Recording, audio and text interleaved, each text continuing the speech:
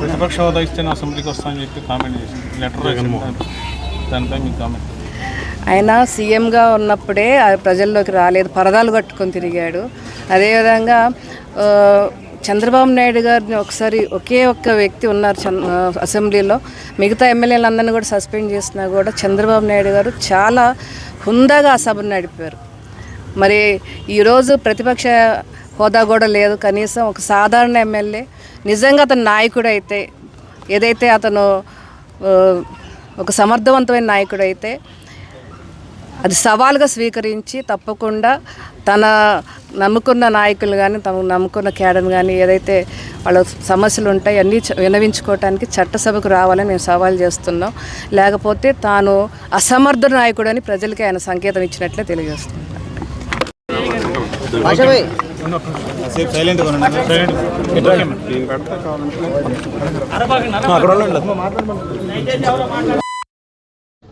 అందరికీ నమస్కారం అండి. ఈరోజు ఎమ్మెల్యేగా తొలి అఫీషియల్ విజిట్ అన్నా క్యాంటీన్ పెట్టుకున్నాం. అన్ని దానాల్లోకెల్లా గొప్పదానం అన్నదానం అండి.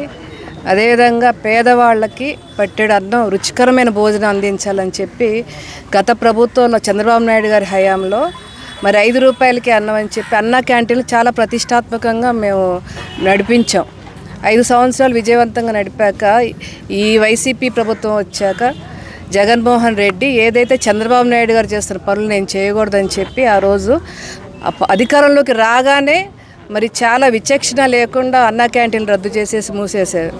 అంటే పేదవాడికి అన్నాన్ని దూరం చేసేసి ఏ విధంగా వినాశకర పరిపాలన అందించాడో మనం చూసాం.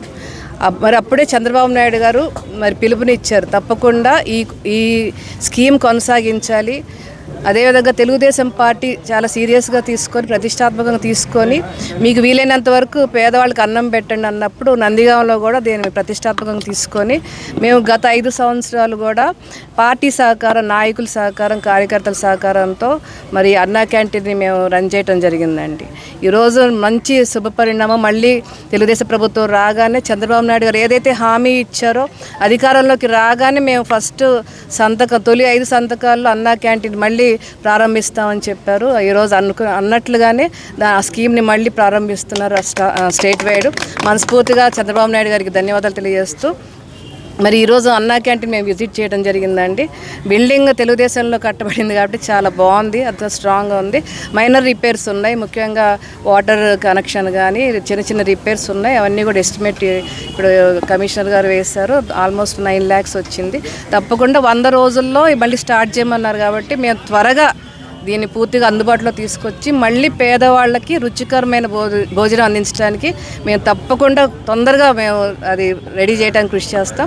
తప్పకుండా 5 సంవత్సరాలు చక్కగా పేదవాళ్ళు ఇక్కడ నందిగామ సెంటర్ టౌన్ కాబట్టి రకరకాల పనుల మీద వస్తారు. ముఖ్యంగా ఇది సెంటర్లో ఉంది. చక్కగా పేదవాళ్ళు వచ్చి మంచిగా తినండి. మిమ్మల్ని అందరినీ కూడా ఏదైతే 5 సంవత్సరాలు సహకరించారో అన్నా క్యాంటీన్ ప్రైవేట్గా రన్ చేయటానికి వారందరికీ కూడా మనస్ఫూర్తిగా ధన్యవాదాలు తెలియజేస్తూ 5 సంవత్సరాలు కూడా చాలా శుభ పరిణామం జరగబోతుంది. మంచి రోజులు వచ్చే చంద్రబాబు నాయుడు గారు ఎన్డీఏ కూటమిలో రాష్ట్రం సుభిక్షంగా ఉంటుంది. త్వరలో మరిన్ని అభివృద్ధి కార్యక్రమాలు, సంక్షేమ కార్యక్రమాలు ఏదైతే వాగ్దానం చేశారో ముఖ్యంగా సూపర్ 6 త్వరలో అందుబాటులోకి వస్తాయి.